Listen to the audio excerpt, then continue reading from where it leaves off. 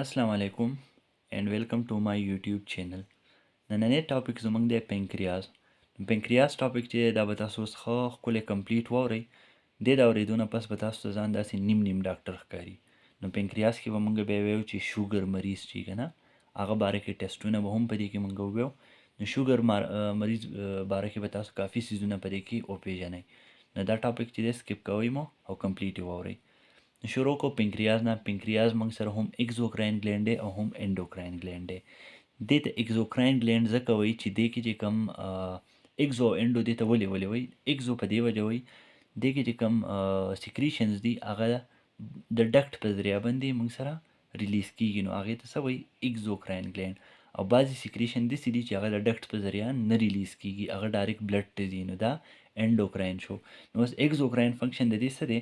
دا د ډایجسټیو سیستم یوه حصه ده موږ سره په اکزوکراین کې، او دا پنکریاټیک جوس ریلیز کوي. دا پنکریاټیک جوس چې دی په ډایجیشن کې هیلپ ورکوي. نو دا شو اکزوکراین ګلینډ فنکشن.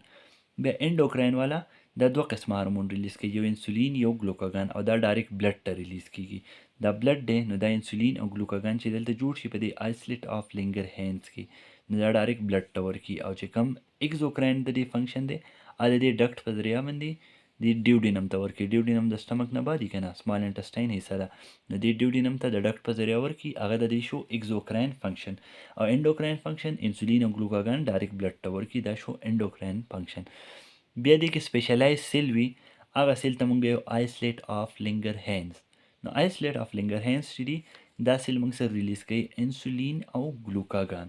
نو دا انسولین چې دي دا مونږه ډایبیټیز چې کوم یا د شوګر چې کوم مریض دی دا انسولین هغه ته چې کوم لګي دا هم هغه انسولین باره کې خبره کوي.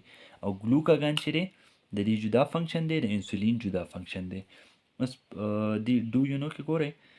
In diabetes, excess glucose inhibit water reabsorption by the kidney, producing large amount of urine. It result in dehydration and can cause damage, kidney damage. Diabetic patient also experience loss of weight, weakening of muscle and tiredness. دې کې صرف د ډایبیټیز مریض چې کمی د شوګر مریض د هغه باره کې خبره کوي. هغه له به یورین ولې زیات ورځي، تشې میتیازې هغه به ولې زیاتې کوي؟ هغه ځکه چې ګلوکوز لاړ شي د هغه تشو میتیازو ته. نو چې ګلوکوز لاړ شي، ګلوکوز خو شوګر دی، نو دا چینی به څه کوي؟ دا به خپل پرشر اپلای کوي. نو دا به د اوبه د ځان نه بار ته نه پرېږدي، دا به نور پرشر اپلای کوي چې نورې اوبه هم ماته راشي. نو یورین به دې پیشنټ ته ډېر زیات ورځي. شوګر والا مریض چې هله په مخه یورین ورځي که نه، نو شوګر والا مریض له یورین ځکه ورځي چې هغه په یورین کې شوګر وي. نو چې یورین کې شوګر وي نو هغه ابزارپشن ته نه پرېږدي. زموږ چې کوم کډني د ابزارپشن نشي کولی نو زر زر به یورینا ته ورځي او ډېر یورین به ورځي. نو چې یورین ډېر ورځي د هغه د وجود نه به اوبه وځي که نه، نو ډي هایډریشن به کېږي. ډي هایډریشن مطلب دا باډي کې د اوبو کمی راتله، او دې سره به کډني ډیمیج کېږي. نو شوګر مریض چې دته کم مسلې راځي، یو دته کډني ډیمیج راځي، شوګر والا مریض ته یو کډني ډیمیج، یو کارډیک پرابلم د زړه مسلې به دته ډېري، او یو د دماغو مسلې. نو شوګر مریض ته دا مختلف مسلې راځي. نو کډني ډیمیج به په دې کې هم کېږي.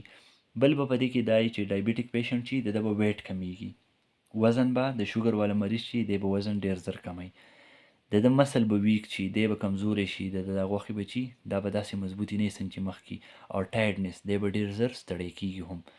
ښه دې نه بعد بیا دې کې اوس ګورئ انسولین ډیکریز بلډ ګلوکوز لیول ایدر بای میټابولایزینګ اټ or by converting it into fats. نو انسولین به ګلوکوز زموږ باډي کې څنګه کمی؟ د کار څه دی؟ دی زموږ باډي کې ګلوکوز کمی. نو دی به څنګه کمی؟ یو به طریقه دی چې دا ګلوکوز استعمال کی، میټابولایز کی. یو طریقه دا ده چې دا ګلوکوز کنورټ کی فیټس ته. نو انسولین به څه کوي؟ فیټس ته به دا ګلوکوز کنورټ کوي یا به استعمالوي. نو زموږ په وجود کې به ګلوکوز لیول نارمل کیږي یا کمیږي هغې سره.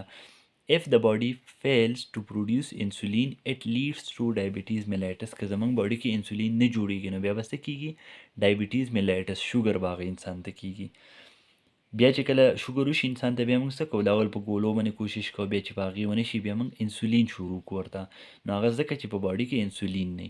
Conversely, glucagon increase blood glucose level by promoting breakdown of glycogen to glucose in the liver and muscles. بیا د انسولین او ګلوکاګان دا د یو بل بالکل اپوزیټ دي، لکه هور او اوبه. انسولین به څه کوي؟ ګلوکوز به کموي. ګلوکاګان به څه کوي؟ زموږ باډي کې به ګلوکوز سیوا کوي. د نوم هم ګلوکاګان. نو ګلوکاګان به څه کوي؟ ګلوکوز به زموږ باډي کې سیوا کوي. نو دی به په څه طریقه ګلوکوز سیوا کوي؟ یو طریقه دا ده چې ګلایکوجن به بریک ډاون کوي. ګلایکوجن چېرته وي؟ ګلایکوجن چې دی دا زموږ په لیور او په مسل کې دا چې کوم خواږه مونږ خورو دا هر څه دا خو داسې نه کنه چې صرف یو ګلوکوز دی او هلته پاتې کېږي. دا ډېر شی ګلوکوز رایوځای شي او یو اوږد چین جوړ کړي. ډېر شی ګلوکوز یو چین جوړ کړي، هغې ته وایي ګلایکوجن. نو هغه ګلایکوجن چینونه به څه کوي؟ دا به ماتوي. نو هغې نه به ګلوکوز زمونږ باډي ته یا زمونږ بلډ ته ګلوکوز پرووایډ کوي. څوک؟ ګلوکاګان. او دا په کم ځای کې به دا چل کوي؟ په لیور او په مسل کې. هلته به ګلوکاګان ماتوي او نه به ګلوکوز راوباسي. بل اټ آلسو انکریز د ریلیز آف ګلوکوز فرام لیور ټو بلډ. کم چې زمونږ لیور ته تازه ګلوکوز تلي او لا ګلایکوجن یې نه جوړ کړی، هغه ګلوکوز به هم دا زمونږ بلډ ته ریلیز کوي. بیا دلته ګورئ، اوس چې دی ډاکټر یې سبق ستاسو شروع شو. بلډ ګلوکوز کنسنټریشن ټیسټ. دا موږ سره د موږ چې کوم ویو د شوګر ټیسټ وکړه. شوګر ټیسټ چې دی د هغې دغه دی خبره ده. The amount of glucose in blood is measured by this test. It is used to diagnose diabetes. دا موږ د څه لپاره؟ شوګر معلومولو لپاره دا ټیسټ کوو. blood glucose concentration test. blood glucose may be measured on the fasting basis. دا به مونږه په نهاره باندې کوو. نهاره باندې مطلب collected after an 8 to 10 hour fast. 8 یا 10 غنټې لوګي نه بعد. مطلب دا مونږ نارملی چې کوو سهار کې چې مونږ یو په نهاره ټیسټ وکړو، دې مطلب دی چې ماسخوتن روټۍ خوړلې بیا 8-9 غنټې شوي 10 غنټو پورې مونږ خو بیا خوراک د شپې نه کړی کنه. نو سهار په نهاره باندې مونږ دا چې کوو دې ته وایي فاسټینګ بلډ ګلوکوز کنسنټریشن ټیسټ. بیا دی رینډملی مطلب هر ټایم ته کولی شي. مطلب د ماسپښین د سهار 10 بجې په هغه ټایمو کې ځانه خوراک مراک دې کړی سهار کې، یا ماسپښین 2 بجې وکړي. مطلب چې څه ټایم هم تاو کو په نهاره باندې ته خاص نه وي لکه څه نه څه دې خوړلي. یو ای افټر ا میل. افټر ا میل مطلب په ټایم به ته خوراک وکړي او په هغه ټایم به ستانه بلډ ګلوکوز ټیسټ کوي. نو 3 قسمه شو. فاسټینګ بالکل په نهاره، بیا رینډملی اني ټایم کولی شي. داسې هم نه چې لکه بالکل په نهاره یا بالکل خوراک وخوري وکړي، اني ټایم. او افټر ا میل تاله په ټایم باندې خوراک سره کی چې دا وخوره، هغې نه پس به دا ټیسټ کوي. نو په دې ټیسټونو کې اوس تاسو ته ښایي چې تاسو ته اوس تاسو هم لکه 10م کلاس دی که نه، 10م کلاس کې هم تاسو پسې څوک ټیسټ راوړی شي چې داسې ایجوکیټډ کس دی او ځان داسې نیغ کوي راته او هر ټایم راته ساینس وایي، نو دی به زما د شوګر په ټیسټ هم پوهېږي. نو که تاسو ته څوک د شوګر ټیسټ راوړي او تاسو ته څنګه پته لګي؟ تاسو به اول دا تپوس کوئ چې دا په نهاره کړلی که په مړه کړلی. نو هغه به تاته ووایي چې په نهاره دی یا په مړه. نهارې دپاره به دا ویلیوز یاد کړئ چې دا ویلیوز نه سیوای نو مطلب څه دی؟ شوګر دی. چې دی ویلیوز کی نو مطلب نشته. اوس ګورئ زه تاسو ته ښیم چې په نهاره کې څنګه وي. که په نهاره باندې د هغه انسان شوګر او 70 نواله 99 mmg پر 100 ml، مطلب تا ته به پای کې لیکلي که نه چې 80 دی 90 دی 95 دی 99 دی. نو که په دې رینج کې راغی نو مطلب ته به ورته وایي چې تا ته شوګر نشته، ته بالکل نارملی.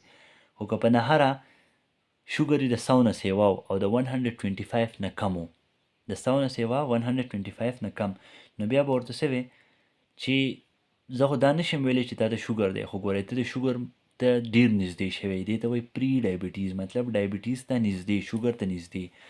خو که د هغه شوګر د 125 یا د 126 نه بره و په نهاره باندې، په نهاره د هغه شوګر دی اوس 130، نو بیا به ورته څه وی تا ته شوګر دی. صحیح ده؟ نو دا 3 شو.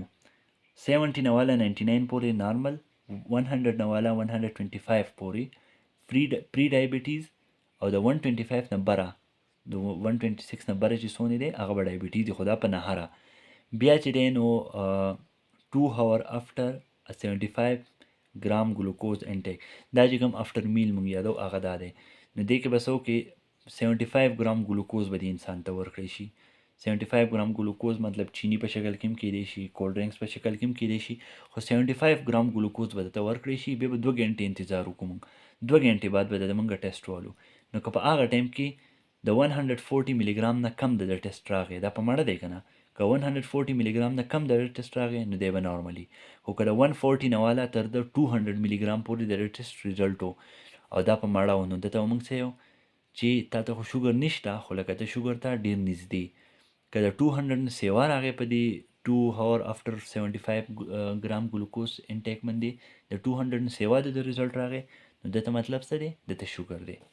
او دې ته وګورئ پینکریاز د کې دوه قسمه ګلینډ دي، اکزوکراین ګلینډ او انډوکراین ګلینډ. اکزوکراین چې دی پارت اف ډایجسټیو سیستم دی، پروډیوس پینکریاټیک جوس هیلپ ان فود ډایجیشن.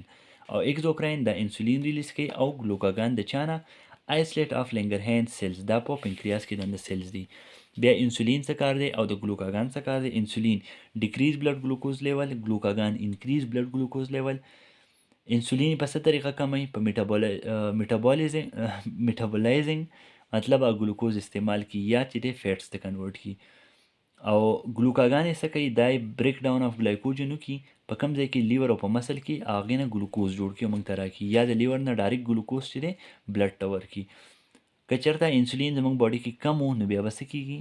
بیا به ډایبټیز میلایټس کېږي هغه انسان ته.